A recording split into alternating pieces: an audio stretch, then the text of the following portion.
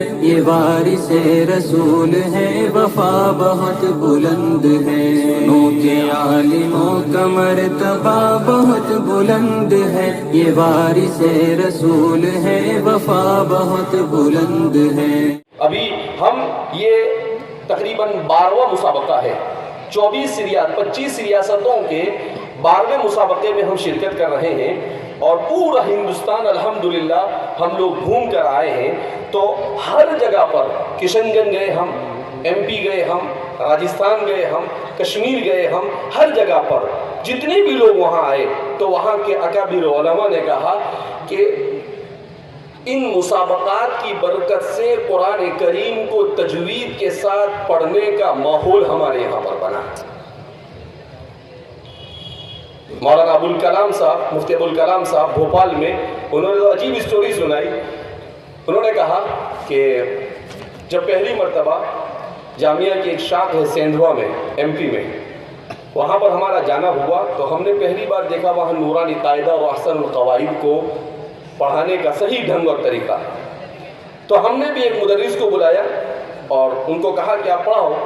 انہوں نے پڑھانا شروع کیا تو وہاں کے جو قدیم حافظ صاحب تھے، جن کے پاس تقریباً شہر کے تمام لوگوں نے حفظ کیا تھا، وہ آگے اور انہوں نے کہا کہ بھائی آپ غلط پڑھاتے ہو۔ کہا کیوں؟ کہا کہ آپ الف با تا تا پڑھاتے ہو، غلط ہے۔ تو کہا کیا پڑھانا ہے؟ کہا الف بے تے سے پڑھانا ہے۔ کہا جھگڑا شروع ہو گیا۔ اب وہ فرماتے ہیں کہ کافی ایک جماعت کہہ رہی ہے کہ الف با تا صحیح، اور ایک جماعت کہتے ہیں الف بے تے صحیح۔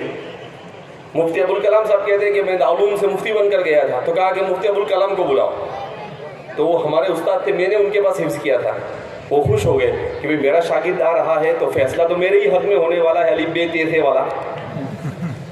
تو وہ مفتی ابوالکلام صاحب کہتے ہیں کہ میں پہنچا تو دیکھا کہ اختلاف بہت زوروں پر ہے۔ تو میں نے کہا کہ بھئی کیا ہوا؟ کہا ایسا ہوا۔ تو مفتی صاحب اب آپ مفتی بن کر آئے، آپ بتائیں کون سا صحیح؟ تو مفتی صاحب کہتے ہیں میں نے کہا کہ الف با تا تا صحیح ہے اور الف بے تے سے غلط ہے۔ تو وہ حافظ صاحب کہنے لگے تو میں نے تم کو پڑھایا غلط پڑھا ہے؟ بولے ہاں حضرت غلط پڑھا ہے آپ نے۔ کیوں؟ کہا اس لیے کہ قرآن کریم کو پڑھنا ہے تو ظاہر سی بات ہے قرآن کریم میں مجہول تو ہے نہیں بے تے سے، تو وہاں تو معروف ہی ہے سب جگہ پر، ایک ہی جگہ پر بسم اللہ مجریہا و مرساہا ہے۔ باقی دوسری قرأت تو ہم تو روایت حفص عن عاصم پڑھتے ہیں، لہذا اس بنا پر کہا کہ بہرحال معاملہ وہ دب گیا۔